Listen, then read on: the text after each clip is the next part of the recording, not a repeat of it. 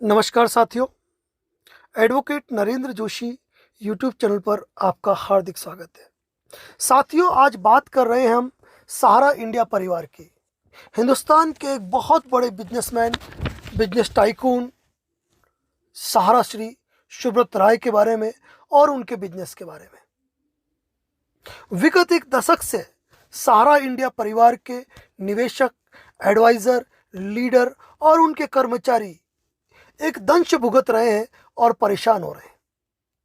आज जहां आए दिन सहारा इंडिया द्वारा दैनिक समाचार पत्रों में विज्ञापन दिए जाकर अपनी सफाई दी जा रही है कि वह निवेशकों को राशि क्यों नहीं लौटा पा रहे हैं और अतिशीघ्र उनके द्वारा विलंब समयावधि का भी ब्याज सहित भुगतान किया जाएगा, वहीं सेबी सहारा के खिलाफ और सहारा सेबी के खिलाफ अपनी जंग लगातार जारी रख रहे हैं। लेकिन इनके बीच में पीस रहे हैं हमारे देश के 6 करोड़ से अधिक निवेशक और 12 लाख से अधिक व्यक्ति, जो कि इसमें जिनके रोजगार के जरिए उनके घर का चूल्हा जलता था। आज ये लोग एक दंश भुगत रहे हैं, एक सजा भुगत रहे हैं। निवेशकों का यही दर्द है कि उनको पैसा कब मिलेगा। क्या करें निवेशक इस बुरे दौर में? इन्हीं मुद्दों पर करेंगे हम चर्चा। लेकिन एक निवेदन आपसे करना चाहते हैं, यदि इस चैनल पर नए हैं तो इस चैनल को सब्सक्राइब जरूर कर लीजिए, क्योंकि एकमात्र लीगल चैनल के रूप में आपको परफेक्ट इन्फॉर्मेशन हम इस चैनल के माध्यम से शेयर करेंगे। इसीलिए कहना चाहता हूं कि चैनल पर नए हैं तो चैनल को सब्सक्राइब ज़रूर करेंगे। चूंकि सहारा पर हमने अपनी बात रखनी अब शुरू की है, इस कारण आज हम सिर्फ यही जानेंगे कि आखिर क्या है सहारा, क्या वजूद है सहारा का, क्या वजूद है सहारा श्री श्री सुब्रत राय का। 135 करोड़ की जनसंख्या वाले देश में 6 करोड़ से अधिक लोग जिस सहारा इंडिया परिवार से जुड़े, जिन 12 लाख से अधिक लोगों ने रोजगार पाया सहारा इंडिया से, इतने बड़े समूह का किसी एक निजी सेक्टर से जुड़ना, यह भारत का ही नहीं विश्व का अनूठा अचीवमेंट है।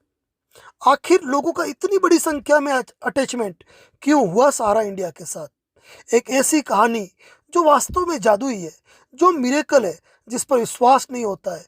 और कुछ भी बात कर रखने से पहले हम आज आपको सहारा इंडिया के ग्रोथ के बारे में बात करेंगे, जिसे पूरा सुने, आप अंत तक सुने। मेरा यही निवेदन है आपसे कि एक ऐसी कहानी जिसे सुनकर विश्वास नहीं होता कि एक जादुई व्यक्तित्व 10 जून 1948 में जन्म लेने वाले व्यक्ति श्री सुब्रत राय, जिन्होंने साइकिल पर नमकीन, बिस्किट्स, साबुन जैसे प्रोडक्ट बेचकर अपने जीवन की शुरुआत की और कुछ नए सपनों को लेकर, एक नए भारत के निर्माण को लेकर, भारत को एक नवीन दिशा देने के मकसद से सन 1978 में एक लैम्ब्रेटा स्कूटर, एक छोटे से ऑफिस, 2 कुर्सी, 2000 रुपए की पूंजी और साथ में 42 निवेशकों के साथ मिलकर शुरू किया उन्होंने पैरा बैंकिंग बिजनेस। उस समय हम बात कर रहे हैं सन 1978 की। उस समय आम लोगों के पास अपनी राशि को निवेश करने के लिए कोई बेहतर विकल्प मौजूद नहीं थे। गांव में बैंकिंग सुविधाएं उपलब्ध नहीं थी। तब श्री सुब्रत राय द्वारा इस पैरा बैंकिंग व्यवसाय को शुरू किया, जिसमें सहारा द्वारा दैनिक, साप्ताहिक, त्रैमासिक, अर्धवार्षिक, वार्षिक आधार पे और एफडीआर के रूप में लोगों से निवेश कराया जाता था और एक बेहतर रिटर्न दिया जाता था। एक पारदर्शिता, एक अच्छी कमांड और लोगों का इतना भरोसा मिला सहारा को कि एक मिरेकल ही माने कि सहारा ने finance, real estate, infrastructure, housing, sports manufacturing, Sahara media channel, Sahara airlines, Sahara supermarket, IT retail venture में अपने कदम आगे बढ़ाए। सहारा के बेहतरीन कार्यों के लिए सहारा के फाउंडर और chairman, business tycoon Shri Subrata Roy को 1986 में नोबल सिटीजन अवार्ड, 1994 1994 में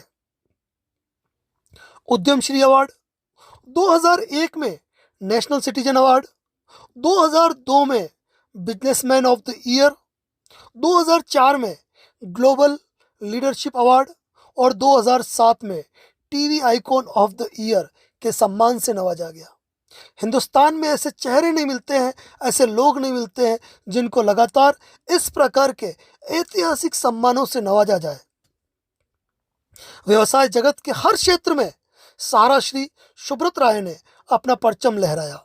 राजनेता हो या फिल्मी सितारे या खेल जगत, सुब्रत राय का सबसे नजदीक का ही अपना रिश्ता रहा।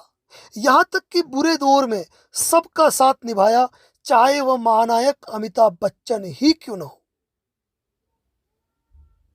11 वर्ष तक टीम इंडिया क्रिकेट टीम का प्रायोजक रहा सारा। पुणे वॉरियर्स टीम या फार्मूला 1 रेस या राष्ट्रीय खेल हॉकी, किसी न किसी रूप में सारा की भागीदारी बनी रही है। फिल्मी सितारों और खेल जगत को एक मंच पर लाने की बात हो तो यह श्रेय केवल और केवल सारा श्री को ही जाता है, जिन्होंने खेल जगत और फिल्म जगत को एक मंच पे लाए। उनका सपना था कि एक world famous high tech film city बनाना। अगर हम बात बॉलीवुड की करें तो सरकार, पेज 3, वांटेड, नो एंट्री जैसी फिल्मों से संबंध रहे हैं सारा इंडिया परिवार के। विदेशों में भी अपनी धाक जमाते हुए सारा श्री सुब्रत राय ने अमेरिका के 2 होटल, जिनका नाम विश्व में प्रसिद्ध है, न्यूयॉर्क प्लाजा और ड्रीम न्यूयॉर्क, और लंदन के मशहूर होटल ग्रासवेनर को भी सारा की शान में शामिल किया। यह संपत्तियां है सारा की जो विश्व के पटल पे भारत का नाम गौरवान्वित करती है।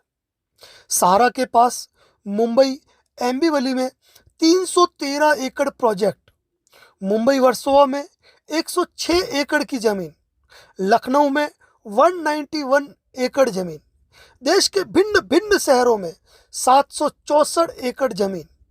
वर्ष, और यहाँ पर मैं आपको सबसे अलग बात कहना चाहता हूँ, और वो ये है कि वर्ष 2013 में टाइम मैगजीन ने सहारा इंडिया को भारतीय रेलवे के बाद सबसे अधिक रोजगार देने वाली कंपनी में शुमार किया।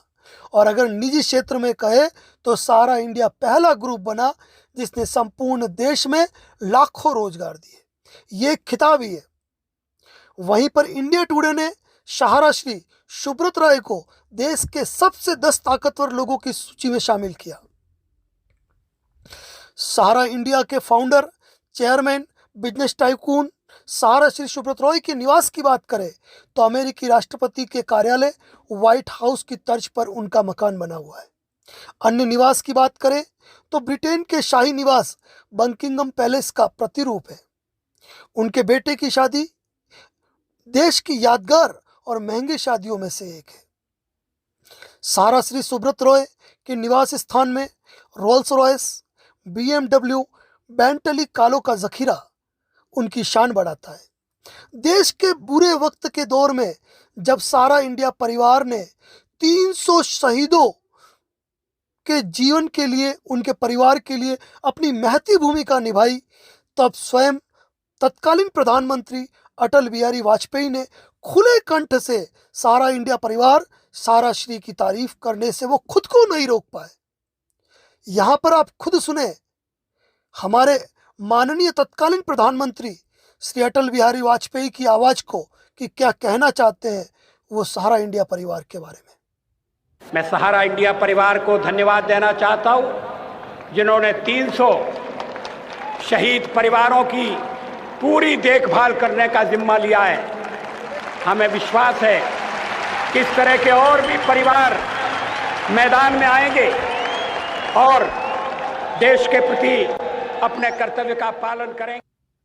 आगे की बात करें, फर्श से अर्श तक का ये सफर सहारा श्री का चमत्कारिक ही रहा है, जिसे किसी अर्थशास्त्री द्वारा, किसी चार्टर्ड अकाउंटेंट द्वारा या किसी बिजनेसमैन द्वारा समझ पाना मुश्किल ही नहीं है कि 1-2 हज़ार रुपए की बिजनेस की शुरुआत के साथ केवल एक छोटे से ऑफिस में शुरुआत करने वाले सहारा सुब्रत राय ने ऐसा आखिर क्या किया कि 6 करोड़ से अधिक निवेशक जुड़े, 12 लाख से अधिक लोगों को रोजगार दिया और पूरे विश्व में अपना एक परचम लहराया, यह समझना किसी अर्थशास्त्री द्वारा संभव ही नहीं है। आखिर ऐसा क्या हुआ कि आज 6 करोड़ से अधिक निवेशक, 12 लाख से अधिक रोजगार को चोट लगी? सुब्रत राय का कोई सानी नहीं है। उन्होंने इस देश को दिया है, कुछ लिया नहीं है। विकास का पर्याय बनाया है उन्होंने इस देश को। लेकिन सोचने की बात यह होती है कि आखिर ऐसा क्या हुआ सहारा इंडिया के साथ कि आज सहारा इंडिया के 6 करोड़ निवेशक का भविष्य दांव पर लग चुका है। 135 करोड़ की आबादी में अगर 6 करोड़ लोग किसी एक ही संस्था में हैं तो सोचा जा सकता है कि उस संस्था का वजूद क्या होगा।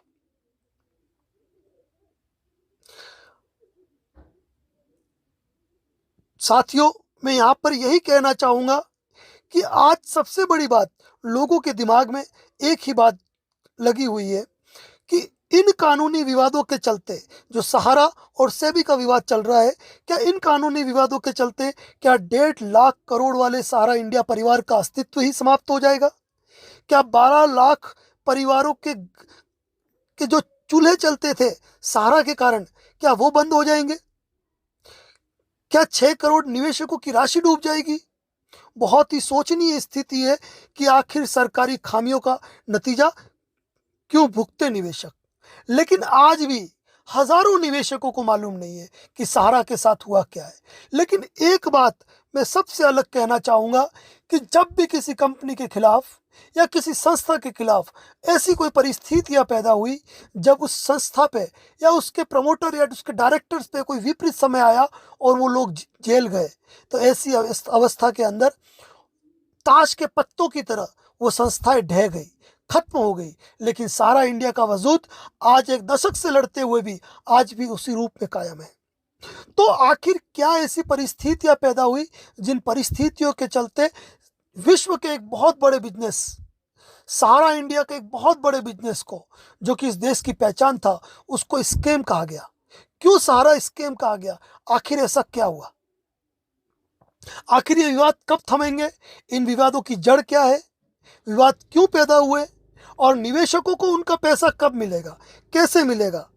क्या गलती सहारा की है? क्या गलती सरकार की है? क्या सरकार का उत्तरदायित्व नहीं है कि रेलवे के बाद सबसे अधिक रोजगार देने वाली इस संस्था को जीवित रखने में अपना योगदान दे? इन्हीं सारे मुद्दों पर हम अगले वीडियो में आपके समक्ष चर्चा करेंगे।